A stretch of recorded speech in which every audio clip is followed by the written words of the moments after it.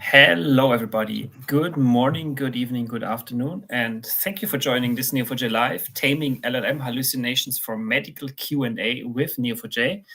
I'm super happy to have Quinten join me today. Hi, Quinten. How are you doing today?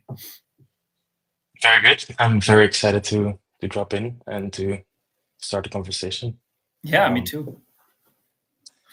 Should be fun. Should be fun. Thanks everybody for joining live. As always, if you are watching live right now, then please let us know if you like it. Subscribe to the channel as usual. If you have any comments, any questions, any feedback whatsoever, put it in chat, and I will find some time to get to your questions. So to read it out during breaks or other times when it fits. With that, I think we are ready to kick us off today. So before we dive into the topic of taming LLM hallucinations, maybe Quinten, you can give us a few words about who you are, what you do, and maybe why you discovered Neo4j, why graphs are something that you are caring about and you're working with. Sure. So I'm Quinten Rosseel. I'm a Belgian, and I'm an independent data and AI consultant. And I'm freelance, so I work for a few startups. But yeah, I used to work for one of Belgium's biggest consultancy firms. But then I decided to go fully independent and go my own way. Um, Currently, I'm an AI engineer, and I will discuss a bit what that means today. I'm working full time for a software as a service startup, focusing on agents and agents for analytics and automating the analytics process. They're called Wobby.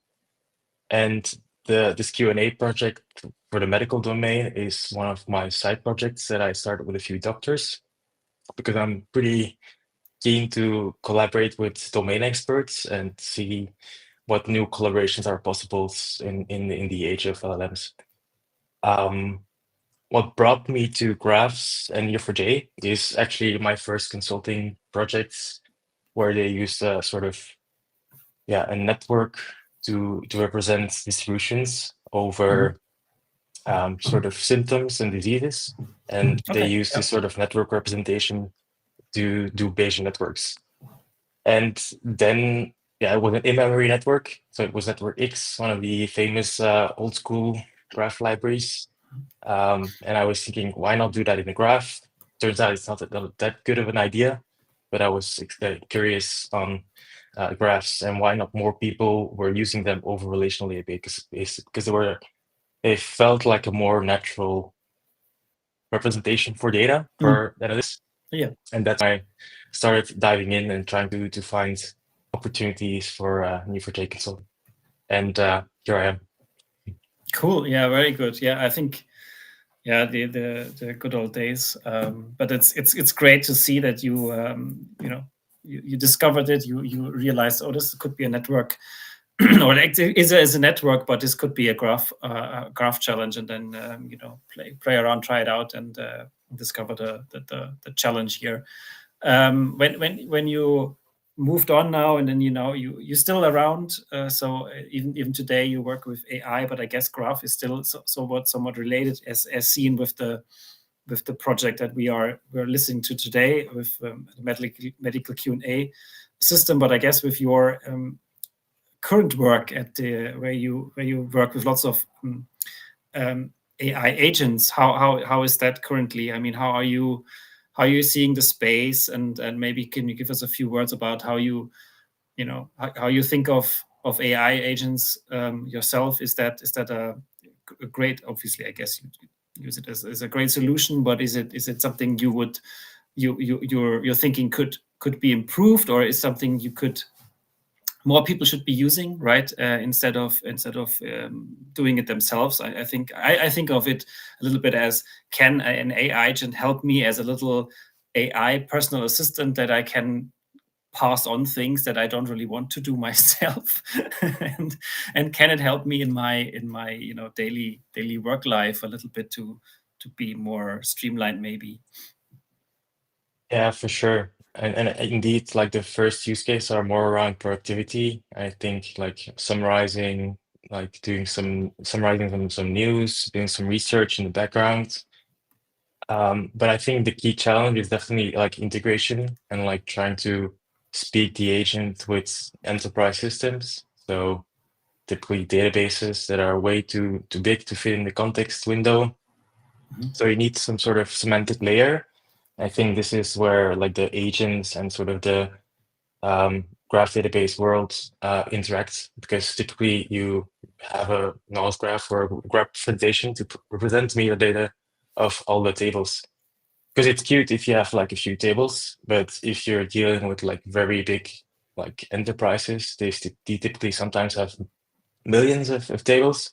And that's when you really need those the metadata and have some sort of relationships mapped out in a knowledge graph for the agent uh, to understand what data it needs to do for the query at hand. Yeah. I'm really excited for agents because I'm curious to see how far we can push it. I think there's these nice productivity use cases, but they haven't really showed promise in more advanced use cases. But I see my work with working with cursors and like all these AI infused integrated development environments that like it's boosting my productivity when I'm starting a project from scratch. And so I think if you look at the enterprise where maybe business people want to explore some data, or they want to like get a Slack message every time a particular metric hits a particular area, then maybe why can you not use an agent for that? And instead of like bothering the data team that's already overwhelmed with all the tasks, I think these are the use cases that we're going after. And I think still a bit early because we haven't hit like the use cases where you have like so many tables that you need a knowledge graph for the metadata. We're keeping it simple because we really want to have the agent also not hallucinate and be effective in with a few tables, and then afterwards we can scale it up. That's the idea.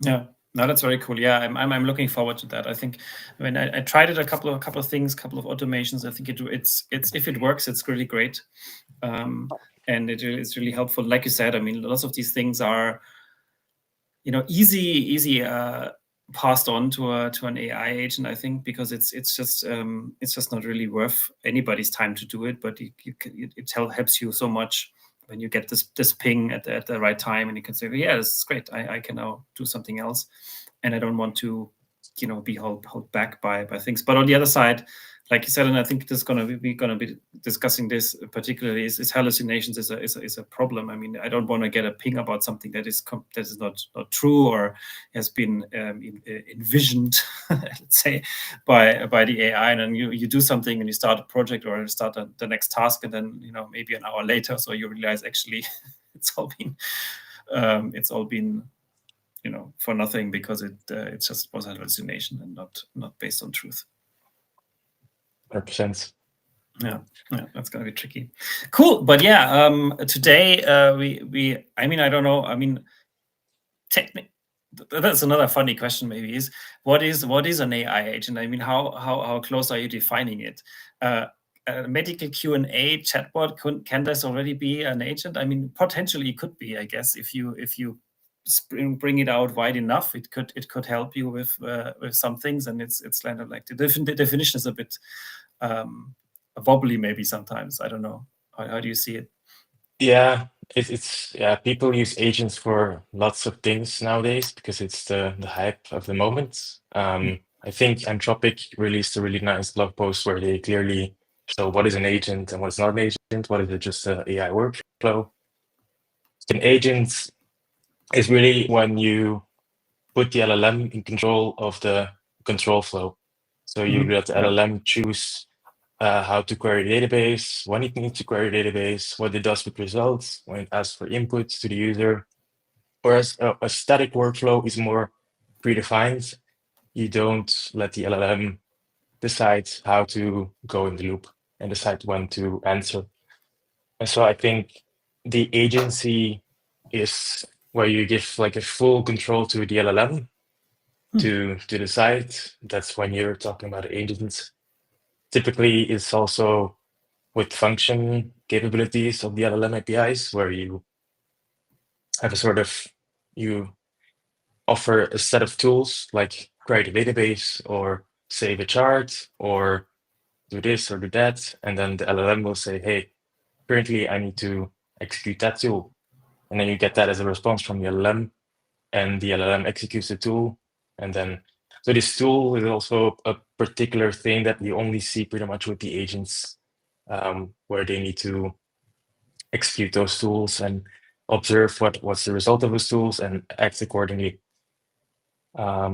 So, but it's evolving. So I think everyone has pretty much their own definitions, but it's starting to But I think that that's emerge. helpful.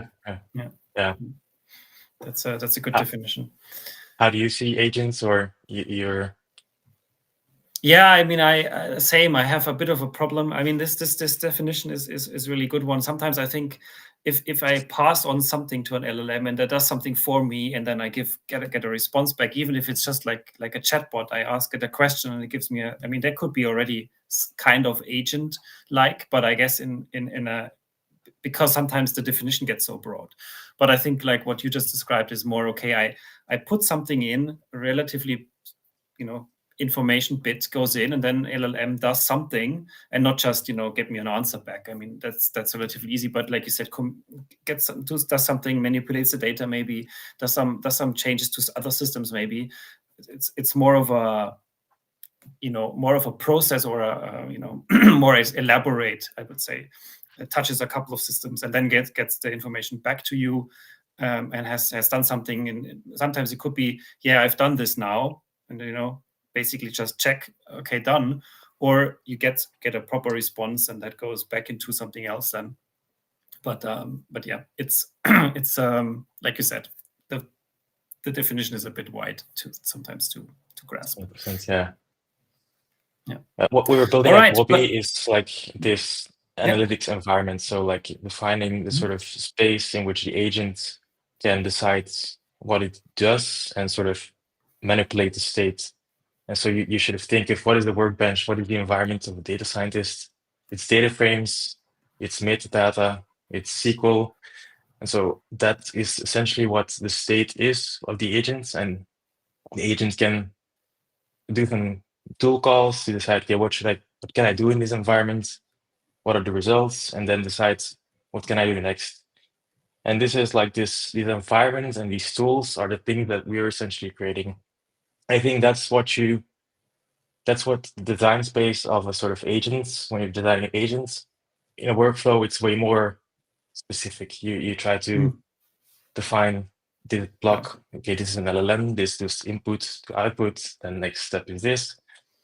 And so, but it's pretty cool. Yeah, just wanted to add that. No, it's good. Good. Thanks for adding that. I think that was a good, nice little detour though, but a nice conversation though to start us off. And yeah, today, like I said already in the beginning, taming LLM hallucinations for medical Q&A is the topic of today's presentation. So I'll be switching over to add your screen, and then we can dive in. Here we go. And here it is. All right. Let's dive in. So the agenda for my presentation is to first maybe talk about the use case. Next, talk about the challenges in that use, what we need to solve to make the use case a success. And then dive into the design space of the solution and why we use a Neo4j data model for the solution. I'm going to also cover some interesting research, some bookmarks that you can check out by yourself. So it will be information dense and also quite technical. The first part will be a bit more high level, I would say.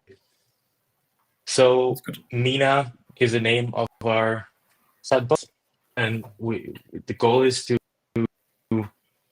act as a sort of administrative help of the sort of healthcare practitioner in a hospital, managing questions around medical procedures, around like revalidation times, any question you can think of when doing injuries or specific medical procedures in the hospital.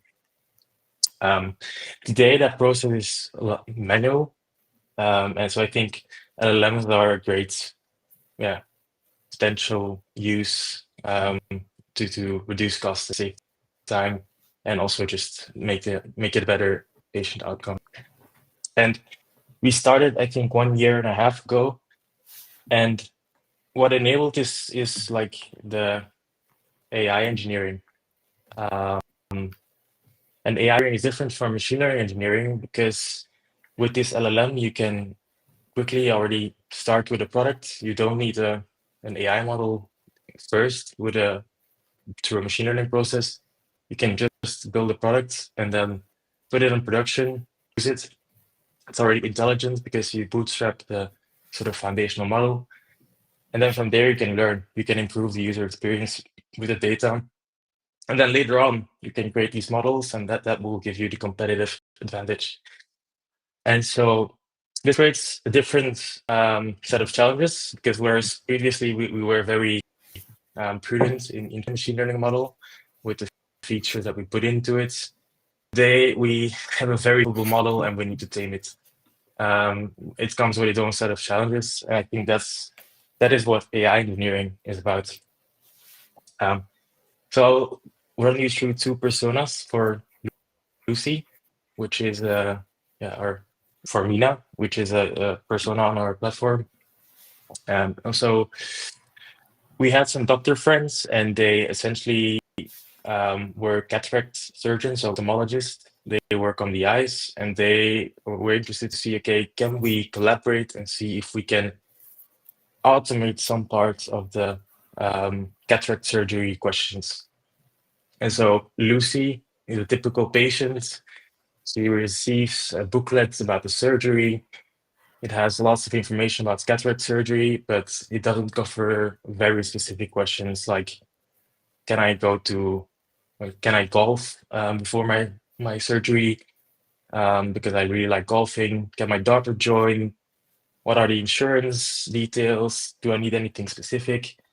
And a lot of these things are not in the data that the foundational models are trained on. But it's also important that the model doesn't hallucinate. And so typically she will find, I look for answers on the hospital website. She will not find anything, and then she will typically call sort of the doctor, or she will send an email. That's the one typical path of this person. On the other side, you have the ophthalmologist. She is specialized in eye surgery. Typically works with a sort of assistant that manages the communication and the sort of planning of the different surgeries. Her agenda is full, and typically she doesn't interact with Lucy directly, but there is a sort of assistant that checks in with her. And the assistant is also the person who sees the message of Lucy, but she will probably not be able to answer it if it's very specific on the surgery. And so after a while she forgets it maybe, and Dr. Anna is full of other things in her agenda. So typically it will take a while before Lucy gets an answer from the assistant. So LLMs in this process have lots of potential. So the good thing is that the LLM can qualitatively and also cost effectively manage this communication or help. But of course, when you tell this to healthcare professionals, they will say, I'm really scared of the hallucination because if it says something wrong, it will probably cost me something if it's wrong. And we cannot afford to take medical risks. Yeah. And so that's when we come in. We said, hey, we thought about this. We're a layer on top of this LLMs that offers you the flexibility. Also, you can multilingually communicate with patients because in Belgium there is lots of cultures, and typically is that the people like to be served in other languages than just English, Dutch, French. There's also Arabic. There's different cultures that have often these questions, because it's for them that these things are not clear. And so today we're validating 3 pilots with 3 different doctors and sort of practices. We've had more than 1K sessions, and we've more than 800 validated answers and questions in our database. Here's a demo, because typically it's a video, but I will try to see if I can show you just in my screen. And so this is sort of the Neo4j practice, let's say. And this is what the patient sees, and this is what the sort of healthcare practitioner sees. And so I put here a question, what is it? And I said, okay, Neo4j is a graph database. I think we all know that. And the idea is that whenever I would say something here, what is it? What is Neo4j? Let's ask that. It would match this on the sort of validated Q&A sets. And in the background, we're doing a sort of semantic search to match it on that question. If I ask a different question, can Neo4j be used for LLMs? Then it will receive something else. Then you will say, okay, we found no matching answer. The doctors. You think you can zoom in a little bit on this view? Oh, sure. Yeah, perfect. Thank you. Different window. And so the idea is that we give this sort of backend to a healthcare practitioner, and they will see, okay, hey, can Neo4j be used for LLMs? And so we can say, definitely. Okay, I'm not sure how you write it, so it will be easy. Voila. And now it becomes a validated question. So if I refresh here, it should be in here after a while. So let's see what it gives. Yeah, it's because I'm on a wide screen. Yeah.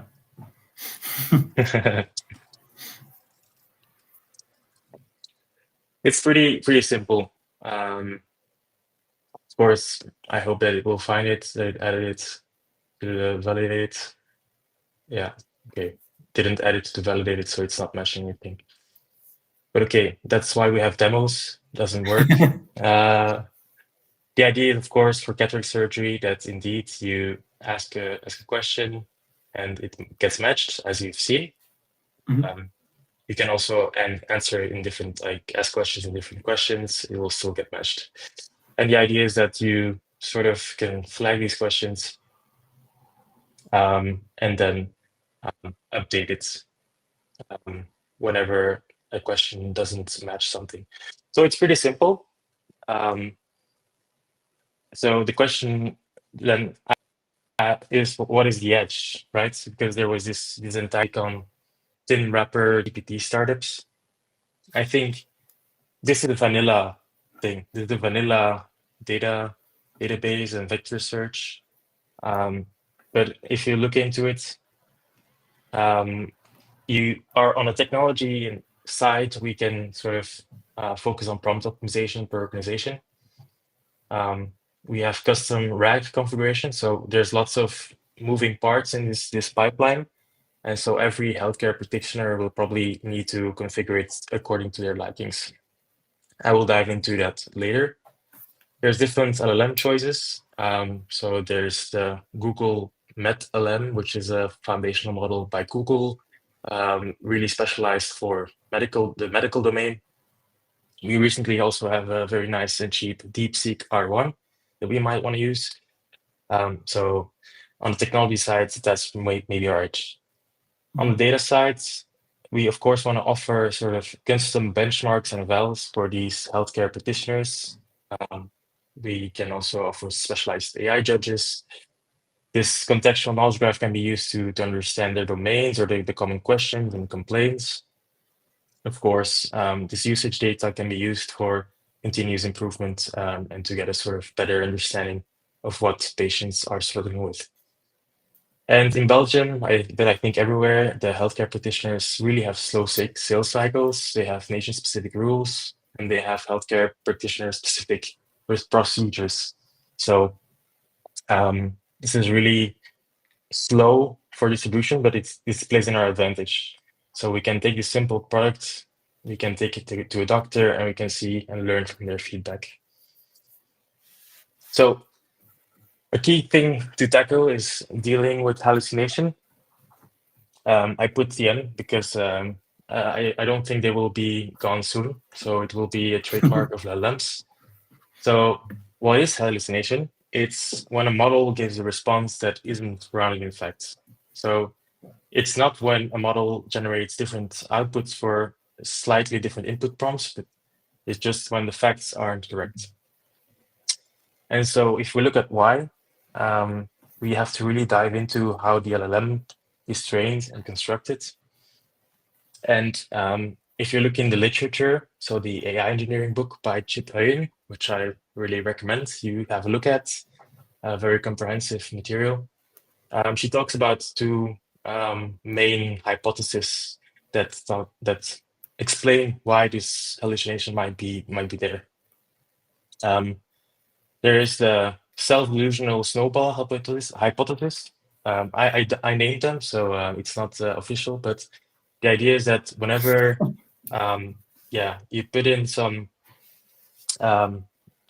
tokens in the context window, the LLM is not sure, like, is this input token from myself or is it from the user? And so it cannot really differentiate, is this fact or is this something that I'm generating, or is it something from the user? And this makes that, whenever you say something like, I'm a bird, then the LLM will assume that as a true fact, and it will start from the fact that Quinten is a bird and try to maximize the sort of probability or when generating a snowball on that fact of Quinten is a bird. And that's one thing that is a source. It's from DeepMind that's creating this. Another one is more around alignment. So that's when the RLHF is what OpenAI used when training GPT-4. So it's reinforcement learning to sort of learn a preference for what humans prefer when they sample from LLM. And the hypothesis there is that there is a mismatch between the human preference, what humans know, the common sense in this preference, and what the model knows. And so this mismatch between the human labeler's knowledge, putting it and like pushing it in one particular preference direction versus what the model actually knows, is something that can lead to like the hallucination.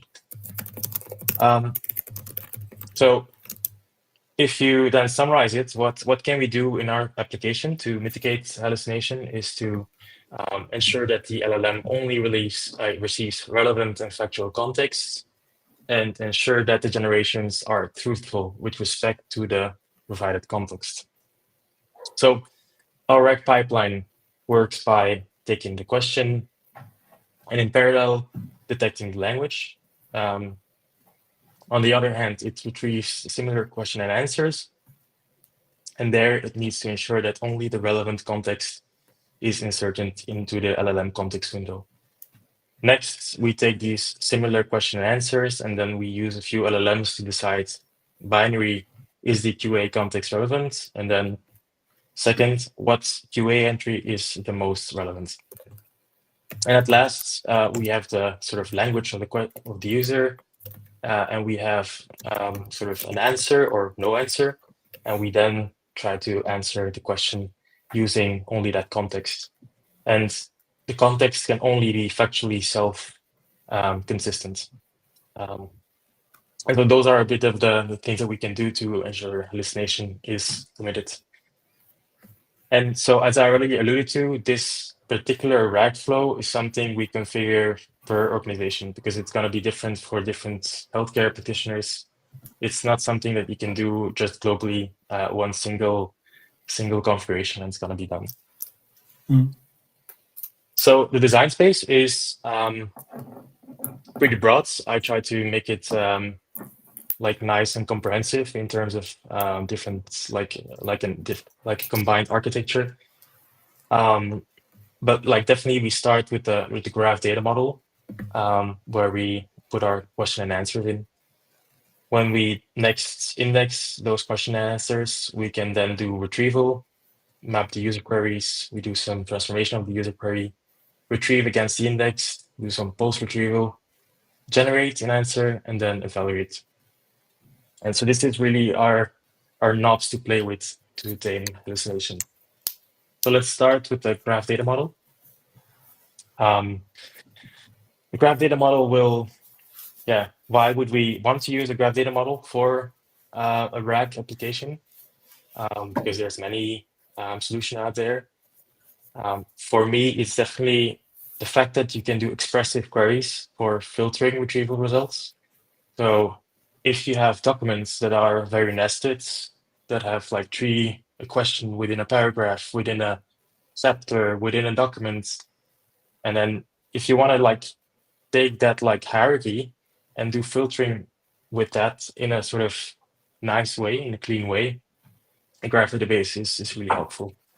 The other one is sort of the expressive index creation, because we can use that structure and we can like derive features from that structure to create features and to make an embedding so that we can search and make our search better. And at the end, we have the post retrieval, which is often referred to as graph RAG, is sort of how can we use the current context and how can we use graph structure features of that context to sort of expand or reduce the sort of context, specifically what we refer to as graph RAG. I took these from GraphRag.com, which is also a Neo4j initiative, but I think it's really comprehensive.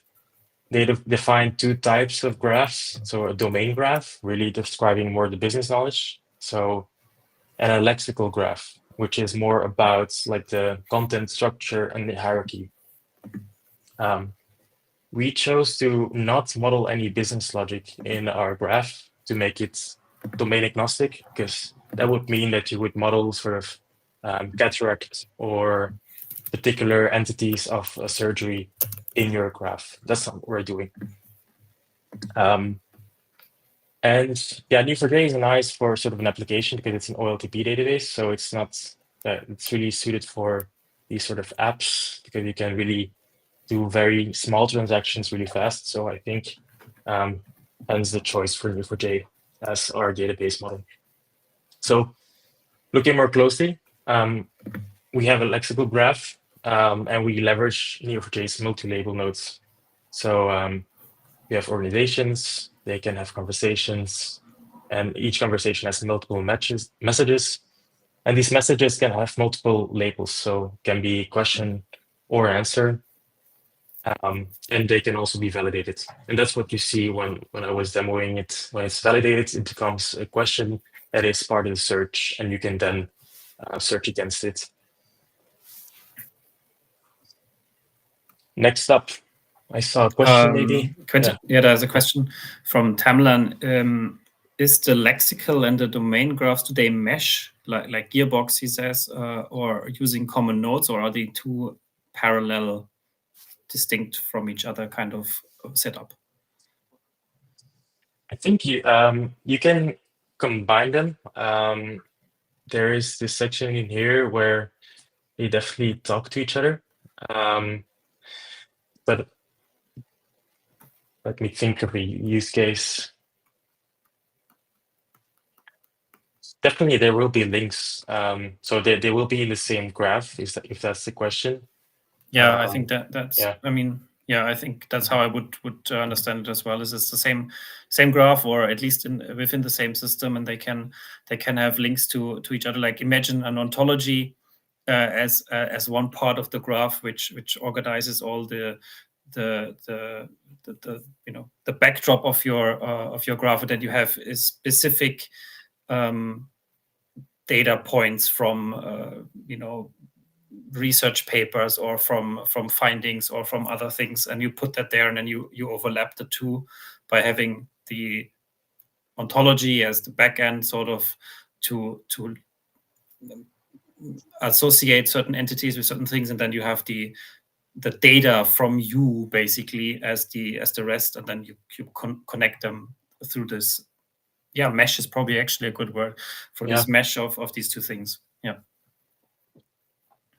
Good question. Thank you, Tangan. So next up, when we have the graph data model ready, and as you've seen it, we can start indexing.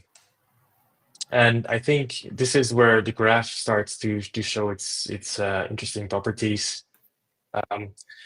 First, a little bit the basics of indexing. So typically, when you use off-the-shelf indexes like OpenAI, they will not report how they have been trained or like any technical details on what the data sets they have been trained on. And this is especially hard when you're trying to get some sort of idea of the data lineage that you're using for your domain app, because you want to ensure that the embeddings that you use are somewhat representative of the data that is in your graph.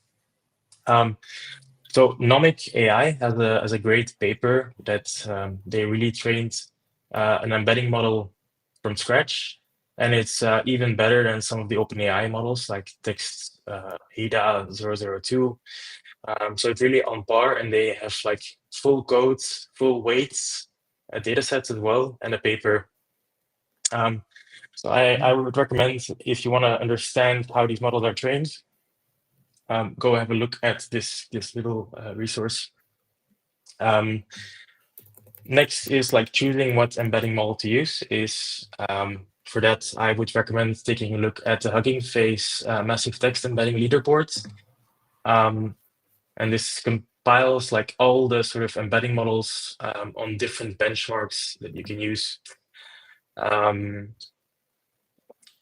One thing that I wished is that I have done this better before, because once you start onboarding multiple use cases where you want to also do semantic search, but also use match your like questions against particular tags, you see that the performance drops and your retrieval starts to break down. And so you need to really understand a bit, okay, what's the data that I expect to get in my graph, and how can I optimize the choice of my embedding?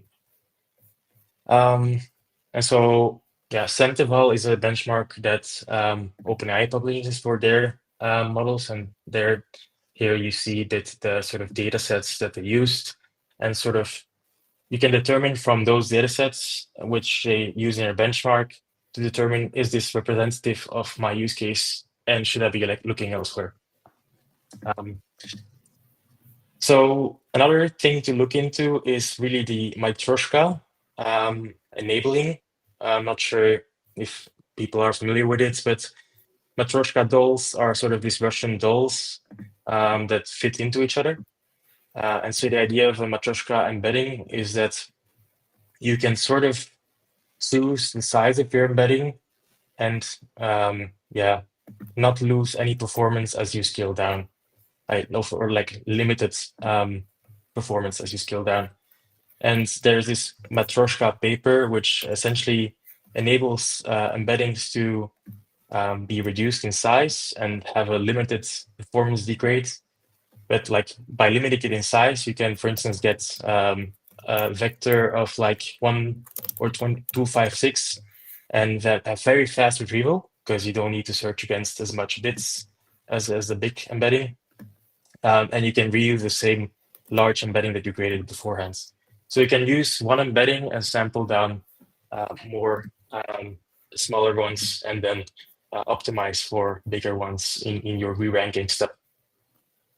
Some considerations is that you really need to think about how can you make your architecture like embedding model sort of so let me rephrase. How can you sort of make it such that when you need to change your embedding model, that is relatively easy?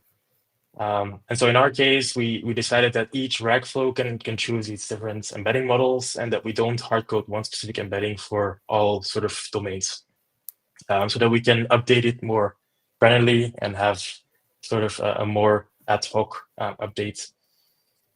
I already mentioned the zero-shot classification for domain-specific tasks are not really great. So if I were to match my question on a particular tag, like say, if I go to my application and I make a tag for Neo4j, if you have many of those tags, the performance will be great, and you really need another retriever model to ensure that your question will be matched against the tag.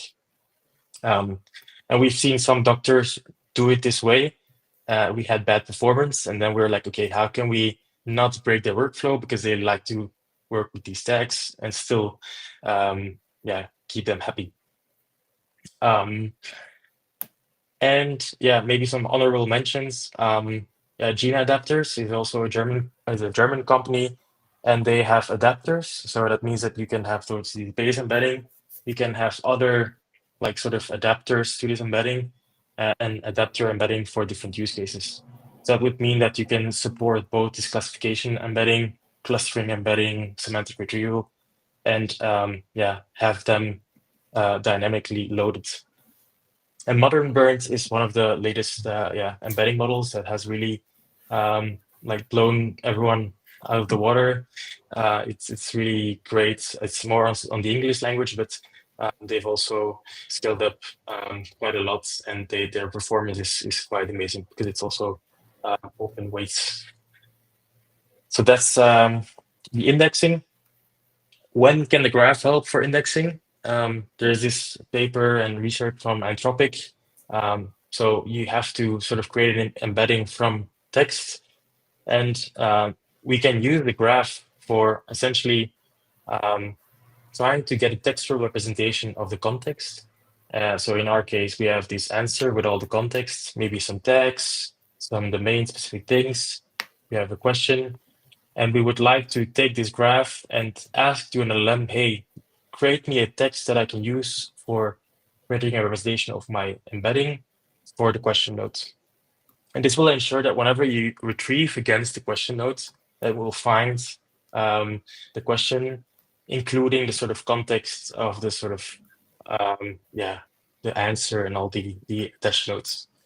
And so Anthropic has really shown, and they have research around it, that this has improved their error rates by like 2 or 3% margin of error. Of course, you have to ensure that like the context is relatively static, or otherwise you'll be recalculating those text embeddings quite often. So it's not always like a silver bullet. So that's also something that's nice in research, but then when you try to apply it, you have to see, okay, but that means that I have to recalculate every time this changes. Another interesting property of graphs for indexing is sort of the structural information that you might put in. So the Poincaré embeddings are quite known. And so there's an example of the mammal at the top, and then you have different mammal types. So this is also sort of a hierarchy.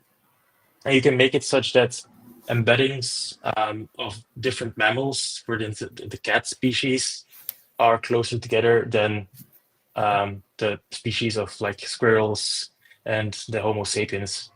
And so you can use this graph information and train embeddings so that you also remain the structure and have this information for retrieval or for post-processing. And one thing that I'm particularly excited about is like this graph neural networks and message passing. So the idea is that you can imagine automatically learning sort of the embedding and the context that needs to put in there. If you know that the question needs to be matched against a particular set of questions, you can use the loss of the score of the semantic similarity to automatically train a sort of GNN model that takes the context of all these answer and everything, and learns a function that then minimizes the score of your validation set. So a bit what GraphSage does, but I think this can also really help to automatically improve retrieval. Next step is the retrieval step. How does that work in Neo4j? Typically, you need to take the user query and you do some rewriting. So in our case, sometimes they provide tags for a particular disease or particular context. And we need to use those tags, maybe translate them into different languages, and then use those as hard filters before doing any sort of search. The retrieval is typically a hybrid search that performs the best, especially when you have domain specific things. You can decide to do it on the database side, so then you will be composing clauses in Neo4j. So I have a Neo4j query in here where I first do a sort of match, and I do full text search on particular tags being in the question and answer. And next, I filter down, I take the results of that, and I do a semantic similarity on using the question or the input. That's when you do it on the database side. You can also say, okay, hey, I'm going to do this client side, and I'm going to fire multiple queries to Neo4j, and then do a sort of rank fusion later on. So rank fusion means looking at all the ranks of the scores and the question and answer that came back, and trying to derive from those different rankings a sort of global ranking that you then use as a sort of context questions and answers. And then post-retrieval, you have the re-ranking step. Typically, we use Cohere because their API is quite nice. And yeah, that's where we also see a lot of the advantage of this re-ranking. You could also load in a different prompt for selecting your actual index of the question you choose. So typically, we also tap into the LangChain or Langsmith prompt store to have different prompts for selecting the right answer, because different practitioners will have different preferences of what is a good answer, when should you choose, when should you say, hey, I don't know the answer. Those things are typically dynamic. And then finally, there's the graph rack is when you have the context retrieved, you can then think, okay, hey, can I maybe use these different nodes to expand and check if there's some commonalities between these nodes, or if I can expand it. So for instance, an example would be, of all the question and answer that I have been retrieved, what is the sort of similarity? Do they share something in common?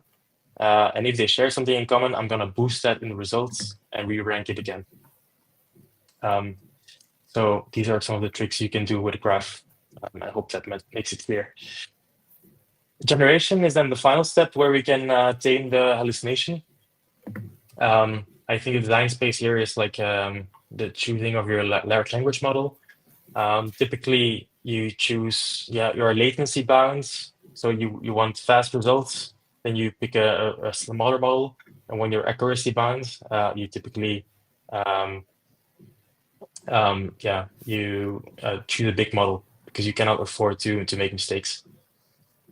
Whenever you choose your LLM, you also, I would advise to look into the benchmark scores and check if any comparative studies exist for the sort of domain you're interested in. So in our case, it was Q&A. So it makes sense to look at the sort of QA performance, check their benchmarks, and sort of comparative studies on the particular domain of interest.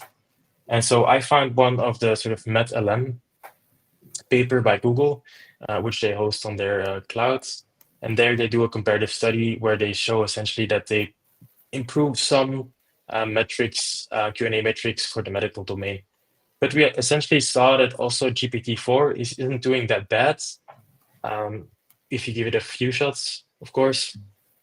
And so we thought, okay, let's just roll with GPT-4. There will also be some feature constraints, so you will probably sometimes want to do function calling if you want to do agents or do some logic client side. Claude has recently released their citations API, so that means that you can also see, okay, what are the references that the LLM uses, and then you want to maybe show that or use that in the generation step.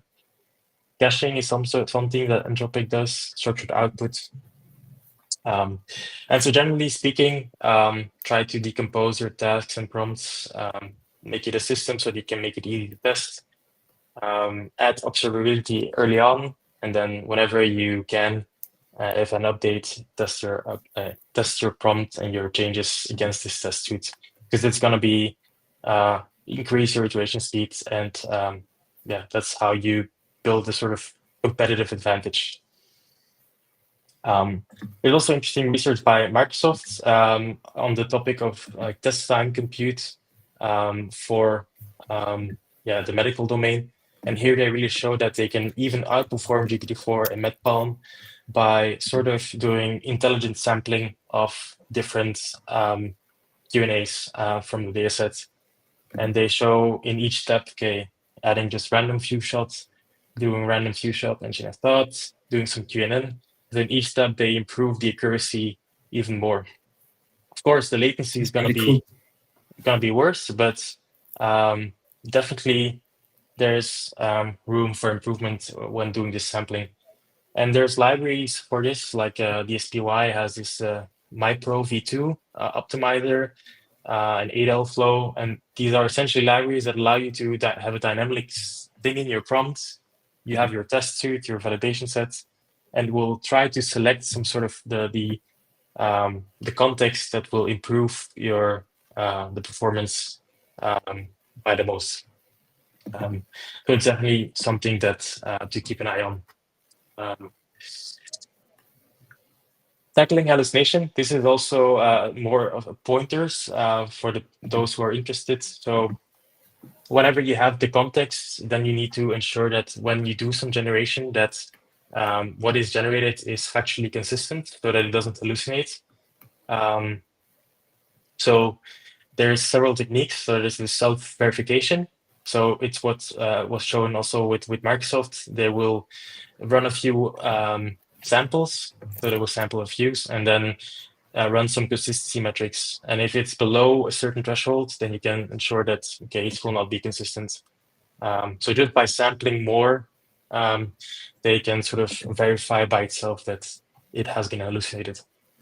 DeepMind also has a paper, which is it's called Search-Augmented Factuality Evaluator, where you essentially use Google search to verify the facts. And if the facts pursue to be true, then you can essentially let sort of the generation pass. It's more of a bookmark. And finally, textual entailment is sort of a natural language processing task, which is determining the relationships between two statements. And so you can sort of infer if I can fly, if I can fly, I will fly to Rome. What is the relationship between these two statements? And so it's probably an entailment.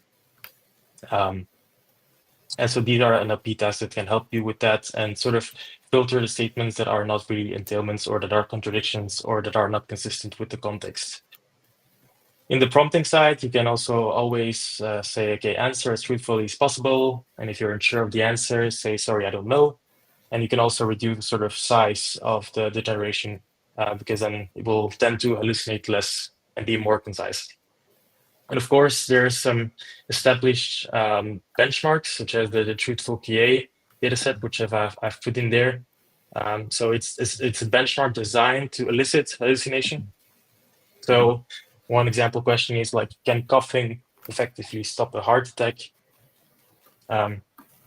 It's really pretty a question designed to elicit some of the hallucination. And you can look at sort of these questions and take inspiration to design sort of an evaluation metric for your specific domain or for a specific practice to test if hallucinations occur.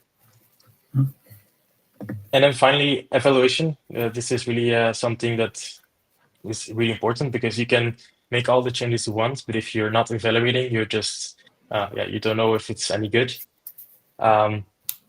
So build a test suite of queries and ideal results and evaluate early. So one of the metrics that we use is the mean reciprocal rank. So it's sort of making an average of the rank of where your question should be and where it actually is, if you have a sort of validation set where you know what the correct answer should be. So the more to the left you see the ranks, the better. That means that more questions are earlier in the sort of retrieval results. And here we see the effect of re-ranking with Cohere. This is like a sort of set that isn't re-ranked. This is re-ranked with Cohere, and you really see that the distribution shifts earlier. That also means that you can reduce the context, the retrieval results, your K, and means less tokens and more faster responses. So it really pays to do these analysis. NDGC is another metric. So it typically requires you to have a sort of ideal score, and then it will compare how close is your ranking to the ideal ranking.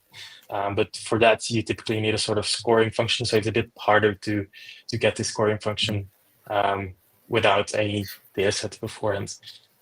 And the top X accuracy is also what you see here, essentially asking the question, how many of the questions are in the top 10?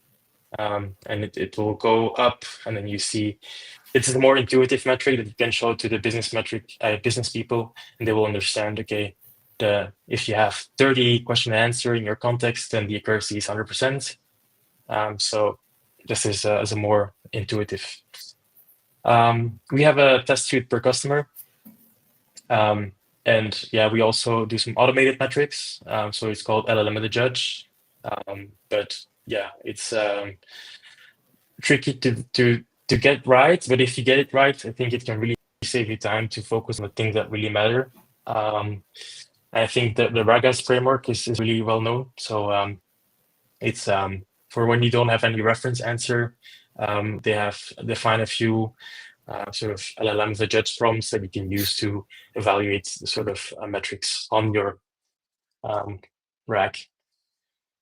And finally, I think we're almost at the end. Maybe on our RAG stack and a bit more meta, we started with LangChain. And the idea was, of course, we used LangChain because at the time, a lot of the functionalities you now have in the LLM APIs weren't available. And so it was nice to have LangChain. It was a vibrant community. I feel nowadays, everybody hates on LangChain, and it's mainly because, yeah, they have so many abstractions.